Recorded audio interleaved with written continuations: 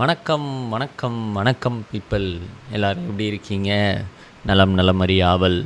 So இது நம்ம let's talk life with தேவோட எபிசோட். நம்பர் சொல்ல மாட்டேன், அப்பப்போ நம்பரை மாற்றி சொல்லிடுறேன். ஸோ இனிமேல் நம்பர் சொல்லாமே நம்ம ப்ரொசீட் பண்ணிக்கலாம். So let's get in to the episode abruptly. உங்களுடைய லைஃப்பில் ஏதாவது ஒரு நாள் உங்களுக்கு ரொம்ப க்ளோஸாக இருந்தவங்க, உங்களுடைய லவ்வராக இருக்கலாம், உங்களுடைய ஃப்ரெண்டாக இருக்கலாம், நமக்கு அந்த ரொம்ப நெருங்கிய பர்சன் சடனாக என்ன ஆச்சுன்னே தெரியாமல் ஒரு நாள் திடீர்னு அவங்க உங்களை விட்டுட்டு போனதுண்டா? என்ன காரணம்னே தெரியாமல் தவிச்சதுண்டா? டக்குன்னு அந்த பர்சன் நம்மளை அவங்க ஒரு எனிமி லெவலுக்கு ஹேட் பண்ணுறாங்க போல் அப்படிங்கிற ஃபீலிங் உங்களுக்கு வந்ததுண்டா? அண்ட் அந்த பர்சன் ஏன் அப்படி பண்ணாங்க அப்படின்னு கேட்டு அந்த வலி தாங்க முடியாமல் நைட்டு ஃபுல்லாக முடிச்சு உட்காந்ததுண்டா? Have you ever been there? I guess most of us would have been there. நம்ம எல்லாருமே அந்த இடத்துல கண்டிப்பாக இருந்திருப்போம். அண்ட் அதுக்கும் மேலே வி வுட் ஹவ் தாட், எனக்கு ஏன் விட்டுட்டு போனாங்க அப்படிங்கிற காரணம் தெரிஞ்சால் நான் இதிலேருந்து மூவ் ஆன் ஆகிடுவேன், அந்த க்ளோஷர் எனக்கு கிடைக்கணும் அப்படின்னு நம்ம யோசித்து, அந்த க்ளோஷர் எனக்கு கிடச்சிருச்சு அப்படின்னா நான் மூவ் ஆன் ஆகிடுவேன் அப்படின்னு சொல்லி அந்த பர்சன்கிட்ட போய் காலில் விழுந்து கெஞ்சிருக்கீங்களா? இந்த முடிவோட ரீசன் தெரிஞ்சால் தான் உங்களால் மூவ் ஆன் ஆக முடியும். அண்ட் அந்த சான்ஸ் உங்களுக்கு வரவே இல்லை அப்படின்னா நம்ம என்ன பண்ணுவோம்? So today we are asking that question தான். வாட் இஃப் தட் க்ளோஷர் அப்படிங்கிறது ஒரு உண்மையான விஷயம் கிடையாது, அண்ட் சைக்காலஜிக்கலாகவும் லைஃப்லையும் இந்த க்ளோஷர் அப்படிங்கிறது how it is affecting us and அதை நம்ம எப்படி பார்க்குறோம் அப்படிங்கிறத பற்றி தான் இந்த episode. The episode title is can we heal without closure. So the first segment, why do humans psychologically crave closure?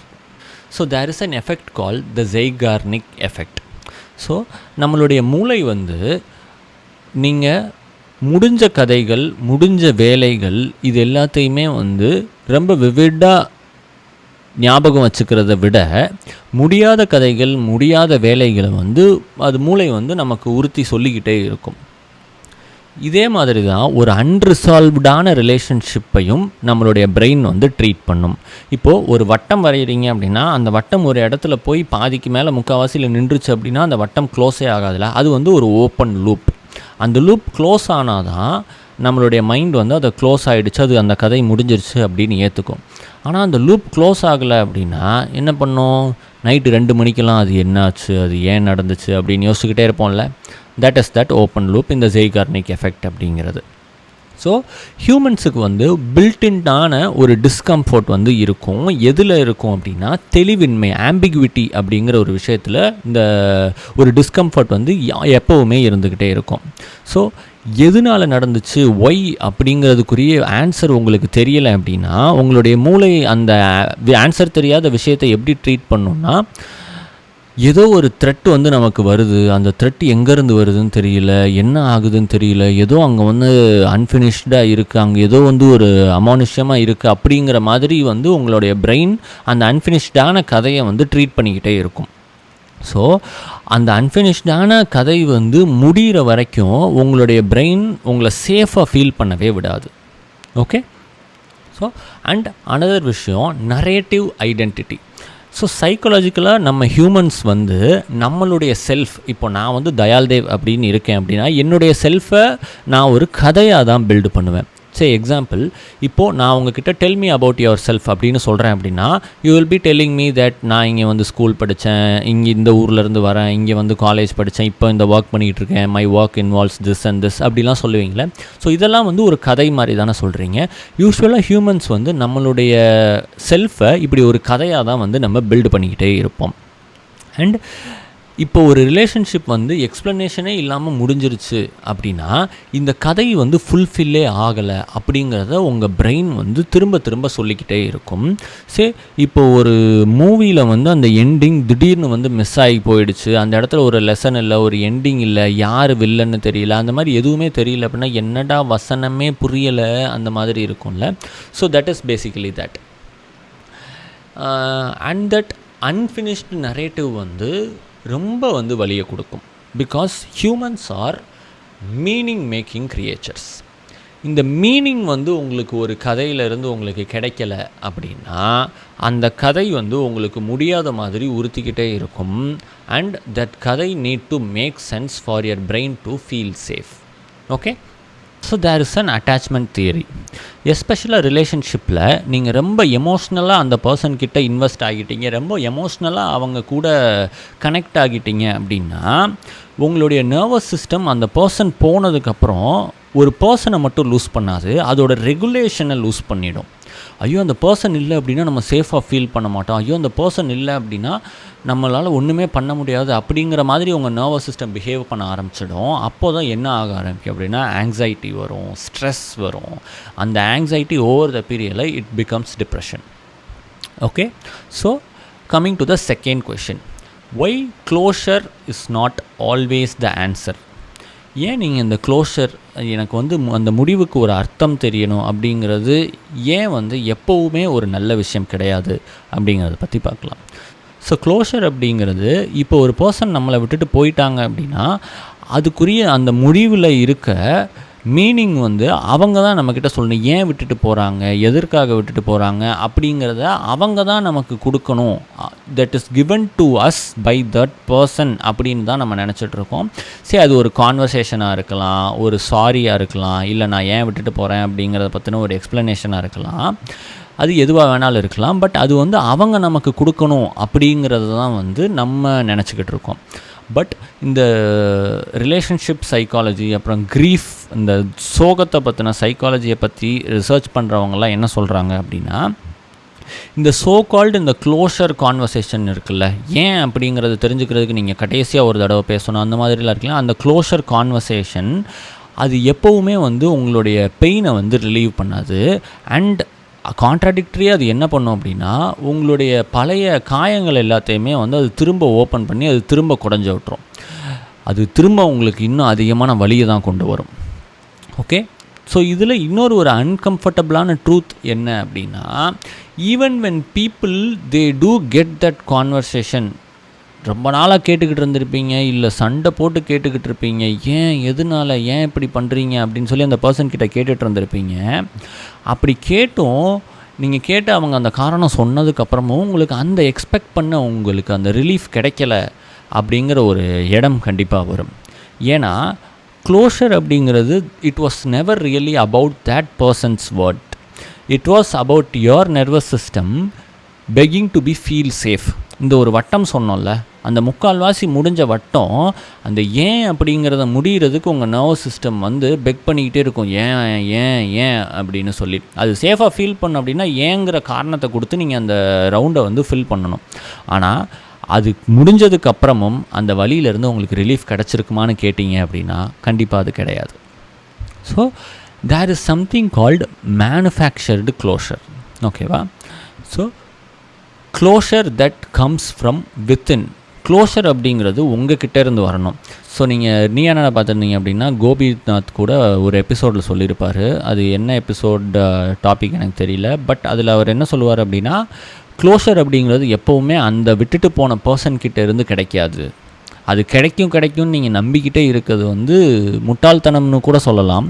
ஆனால் அந்த க்ளோஷர் அப்படிங்கிறது உங்களுக்கு அந்த விட்டுட்டு போன பர்சன்கிட்ட இருந்து கிடைக்கல அப்படின்னா அந்த க்ளோஷரை நீங்களே தான் உருவாக்கிக்கணும் அப்படின்னு சொல்லிப்பார். அண்ட் எஸ், அதுதான் மேனுஃபேக்சர்டு க்ளோஷர் அப்படிங்கிறது. ஸோ அதை எப்படியெல்லாம் நடக்கும் அப்படின்னா, நீங்கள் செல்ஃபாக ரிஃப்ளெக்ட் பண்ணுறப்ப நடக்கும், இல்லை உங்களோட ஃப்ரெண்டுக்கிட்ட இல்லை ஒரு தெரபிஸ்ட் கிட்ட பேசுகிறப்ப நடக்கும், ஒரு கான்வர்சேஷன் பேசுகிற இடத்துல நடக்கலாம். ஸோ அது எப்படி வேணாலும் நடக்கலாம். அண்ட் இப்படி நீங்களே வந்து அந்த க்ளோஷரை மேனுஃபேக்சர் பண்ணி இதனால தான் ஓகே அப்படின்னு நீங்கள் புரிஞ்சுக்கிட்டீங்க அப்படின்னா அது அவங்க ஏன்னு சொல்கிறத விட ரொம்ப ஒரு நல்ல விஷயமா இருக்கும். ஏன்னா இது நீங்களாகவே புரிஞ்சுக்கிட்டதாக இருக்கும். Waiting for someone else to give you peace is handing them the keys to your healing. நீங்கள் ஹீல் ஆகிறதுக்கு அவங்கக்கிட்ட பெர்மிஷன் கேட்டுட்டு நீங்கள் வெயிட் பண்ணிக்கிட்டு இருக்கீங்கிற மாதிரி தான் அந்த closure conversation. So that closure conversation is never really about that person giving you the reason. Okay, usually the biggest mistake we do in a relationship is நம்ம யாரை ஸோ யூஸ்வலாகவே the biggest mistake we do in a relationship is நம்மளுடைய ரிலேஷன்ஷிப்பில் இருக்க அந்த பர்சன்கிட்ட ரொம்ப too much power கொடுத்துட்றோம். நம்மளுடைய சந்தோஷமாக இருக்கட்டும், சோகமாக இருக்கட்டும், துக்கமாக இருக்கட்டும், எல்லாத்தையுமே அவங்க கண்ட்ரோல் பண்ணுற ஒரு இடத்துல இருக்கிற லெவலுக்கு நம்ம அவங்களுக்கு பவர் கொடுத்துட்றோம். So over to the next segment, death versus breakup. ரொம்ப டூ வெரி டிஃப்ரெண்ட்டான அன்ஃபினிஷ்டான கதைகள். ஓகே, இறப்பு, ஒருத்தவங்க நம்மளை விட்டுட்டு போகிறது. ஸோ இது ரெண்டுமே வந்து ஒரு பர்சன் நம்மளை விட்டுட்டு போகிறது அப்படிங்கிறது தான். ஆனால் இது ரெண்டுமே ரொம்ப டிராஸ்டிக்காக டிஃப்ரெண்ட்டான விஷயங்கள். ஸோ சரி, இப்போ நமக்கு ரொம்ப க்ளோஸாக இருக்கவங்க, நம்மளுடைய தாத்தா பாட்டி, இல்லை நம்மளுடைய ஃப்ரெண்டாக இருக்கலாம், அம்மா அப்பா, அப்படி யாராவது ஒருத்தவங்க இறந்து போயிடுறாங்க ஏதோ ஒரு காரணத்தினால. ஆனால் நமக்கு ஏன் அப்படி இறந்து போனாங்க, ஏன் இப்போ இறந்து போனாங்க அப்படிங்கிறதுக்குரிய பதில் வந்து உங்களுக்கு இருக்காது. ஆனால் அந்த பர்சன் போயிடுவாங்க. ஸோ இந்த இடத்துல ரிசர்ச்சர்ஸ் வந்து இதை என்ன சொல்கிறாங்க, அன்எக்ஸ்பிளைன்டாக சடனாக ஒரு லாஸ் நடக்கிறப்போ இதை என்ன சொல்கிறாங்க அப்படின்னா ஆம்பிகுவஸ் லாஸ் அப்படின்னு சொல்கிறாங்க. This is a concept by psychologist called Pauline Boss. So இது எந்த இடத்துல நடக்கும் அப்படின்னா, ஒரு பர்சன் வந்து ஃபிசிக்கலாக போயிடுறாங்க, ஆனால் சைக்காலஜிக்கலாக ப்ரெசண்ட்டாக இருக்காங்க அப்படின்னா, அது அந்த அஃபெக்ட் ஆகிற உங்களை வந்து ஒரு பயங்கர க்ரானிக்கான அன்சர்டைனிட்டியில் அது உங்களை விட்டுட்டு போயிடும். அண்ட் அந்த பர்சன் வந்து போயிடுவாங்க, ஆனால் அவங்களுடைய கதை வந்து ரொம்ப இன்கம்ப்ளீட்டாக இருந்துக்கிட்டே இருக்கும். ஸோ அதுவே இப்போ ஒரு பர்சன் கூட நமக்கு பிரேக்கப் ஆகுது, அவங்க நம்மளை விட்டுட்டு போகிறாங்க அப்படின்னா இது அப்படியே ரிவர்ஸ். அந்த இடத்துல அவங்க ஏன் போனாங்க, எதுக்கு போனாங்க, ஏன் இப்போ போனாங்க அப்படிங்கிறதுக்குரிய எக்ஸ்ப்ளனேஷன் கண்டிப்பாக இருக்குது. At least that person is alive. தியரட்டிக்கலாக அவங்க உங்களுக்கு எக்ஸ்ப்ளனேஷன் கொடுக்கறதுக்கு ஒரு ஆள் இருக்காங்க. So the person still exist. அவங்கள உங்களால் ரீச் பண்ணவும் முடியும். திஸ் இஸ் வாட் கீப்ஸ் அந்த லூப்பை வந்து டெக்னிக்கலாக ஓப்பனாக வச்சுக்கிட்டு இருக்கிறது இதுதான். So this is what makes இந்த பிரேக்கப் வந்து ஒருத்தவங்க இறந்து போகிறாங்க அப்படிங்கிற இழப்பை விட பிரேக்கப் அப்படிங்கிறது ரொம்ப பயங்கரமான வலியை கொடுக்கும் நமக்கு. ஏன்னா அவங்க போகும்போது அந்த கதவை பூட்டிகிட்டு போகாமல் விட்டுட்டாங்க, திறந்து வச்சுட்டே போயிட்டாங்க. இறந்து போகிறாங்க அப்படின்னா அவங்க போகும்போது நான் போயிட்டேன் அவ்வளோதான் அப்படின்னு சொல்லிட்டு மொத்தமாக மூடிட்டு போயிட்டாங்க. So death takes away the person and அவங்களுடைய முடிவை வந்து நம்மக்கிட்ட இட் ஃபோர்ஸஸ் இட். அந்த கதை முடிந்தது அப்படின்னு சொல்லி ஒரு ஃபோர்ஸ்ஃபுல்லாக நடந்துடும். ஆனால் ஒருத்தவங்க நம்மளை விட்டுட்டு போகிறாங்க அப்படின்னா டெக்னிக்கலாக அவங்க உயிரோடு இருக்காங்க, அவங்க திரும்ப வர்றதுக்குரிய பாசிபிலிட்டி இருக்குது அப்படிங்கிறனால நம்ம அதை யோசிச்சுக்கிட்டே இருக்கோம். So that's why our nervous system struggle badly. For example, so let's take an example of two persons. ஒருத்தவங்க வந்து ஹூ லாஸ்ட் அ பேரண்ட், திடீர்னு அவங்களுடைய அப்பா இறந்துட்டாங்க, அம்மா இறந்துட்டாங்க அப்படின்னா அவங்கக்கிட்ட கடைசியாக பேசியிருக்க கூட மாட்டாங்க, இல்லை கடைசியாக பேசுனது வந்து ரொம்ப கோவமாக அவங்கக்கிட்ட சண்டை போட்டதாக கூட இருக்கலாம். வெர்சஸ் ஒரு ரொம்ப நாள் லாங் டர்மாக ஒருத்தவங்க கூட ரிலேஷன்ஷிப்பில் இருந்துட்டு திடீர்னு அவங்க வந்து ஒரு ஃபோன் காலில் பிரேக்கப் பண்ணிவிட்டு உங்கள் லைஃப்பில் இருந்தே போயிடுறாங்க அப்படின்னா, இந்த இடத்துல ரெண்டுமே வந்து அந்த பர்சன் போயிட்டாங்க. ஆனால் ஒரு இடத்துல வந்து ஏங்கிறது உங்களை தூங்கவே விடாது. வருஷ கணக்காக நீங்கள் அவங்களோட வாட்ஸ்அப்பை போய் செக் பண்ணிகிட்ருப்பீங்க, இன்ஸ்டாகிராம் பார்த்துட்ருப்பீங்க, அவங்களோட ஃபோட்டோஸை கேலரியில் டெலீட் பண்ணாமல் வச்சு நம்ம திரும்ப பார்த்துக்கிட்டே இருப்போம். ஸோ அந்த ஒரு அன்ஃபினிஷ்டான விஷயம் இருக்குல்ல, அது வந்து இட் இஸ் நாட் ஈவன் பெயின்னா கூட இந்த இடத்துல கை வலிக்குது, இந்த இடத்துல கால் வலிக்குது அப்படின்னு சொல்லிடலாம். ஆனால் அந்த பெயினே கிடையாது. ஸோ அந்த பர்சன் விட்டுட்டு போயிட்டாங்க அப்படிங்கிற அந்த விஷயம் விக்ரமாதித்தன் வேதாளம் மாதிரி வேதாளம் நம்ம மேலே ஏறி உட்காந்துட்டு நம்மளை மூச்சே விட முடியாத அளவுக்கு அழுதுகிட்டே இருக்குது அப்படின்னா அதை வலின்னு சொல்கிறதா என்னன்னு சொல்கிறது? அதை என்னால் மூச்சு விட முடியலை, என்னால் அதை இறக்கியும் வைக்க முடியல, ஏன்னும் தெரியல, அதுக்கு காரணமும் புரியல அப்படின்னா what can I do, right? So over to the next segment, how to move on without closure. So இந்த மேனுஃபேக்சர்டு க்ளோஷர் சொன்னோம்ல, அதே தான் பேசிக்காக செல்ஃப் ஆத்தர்டு க்ளோஷர் அப்படின்னு சொல்கிறோம்.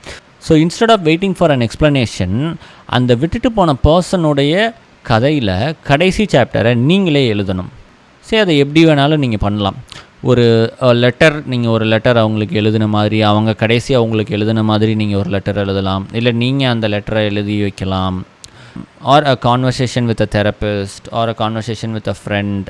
But whatever it is, simply naming out that எனக்கு வந்து ஏன் அந்த பர்சன் என்னை விட்டுட்டு போனாங்க அப்படிங்கிற காரணம் எனக்கு தெரியாமே இருக்கலாம். ஆனால் அந்த காரணத்தை தெரிஞ்சுக்கிறதுக்கு வெயிட் பண்ணுறத நான் இன்னையோடு நிப்பாட்டுறேன் அப்படிங்கிற முடிவை நீங்கள் எடுக்கணும்.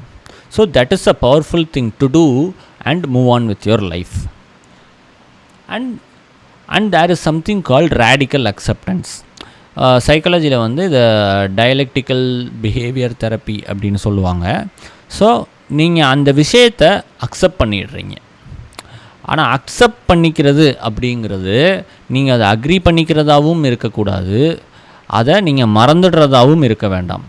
But it is simply that you know longer fight reality. அவங்க விட்டுட்டு போயிட்டாங்க அப்படிங்கிற ரியாலிட்டியை நீங்கள் முதல்ல அக்செப்ட் பண்ணணும். நம்ம கடைசி வரைக்கும் அதை அக்செப்ட் பண்ணாமையே இருக்கிறது தான் அந்த லூப்பை ஓப்பன்லேயே வச்சுக்கிட்டே இருக்கும். த பெயின் ஆஃப் ஒய், அந்த ஏன் அப்படிங்கிற வலி இருக்குல்ல, அந்த ஏன் அப்படிங்கிற வலி ஒரிஜினலாக அவங்க விட்டுட்டு போன ஈவெண்ட்டை விட ரொம்ப வலியை கொடுக்கும். அதை தான் நம்ம ட்ராப் பண்ணணும். பதிலே கிடைக்காது அப்படின்னு தெரிஞ்ச ஒரு கேள்விக்கு பதில் தேடி அலைஞ்சிக்கிட்டு இருக்கிறதுல எந்த ஒரு பிரயோஜனமும் கிடையாது. So meaning over explanation.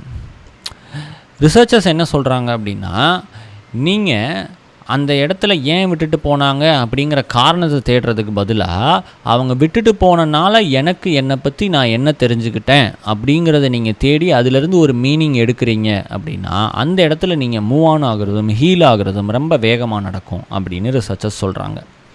So let's do something practical for this closure. ஓகேப்பா, க்ளோஷரை பற்றிலாம் சொல்கிறேன், ப்ராக்டிக்கலாக நான் என்ன பண்ணணும் அப்படிங்கிறத கேட்டிங்க அப்படின்னா லெட்ஸ் டூ சம்திங் ப்ராக்டிக்கலாக.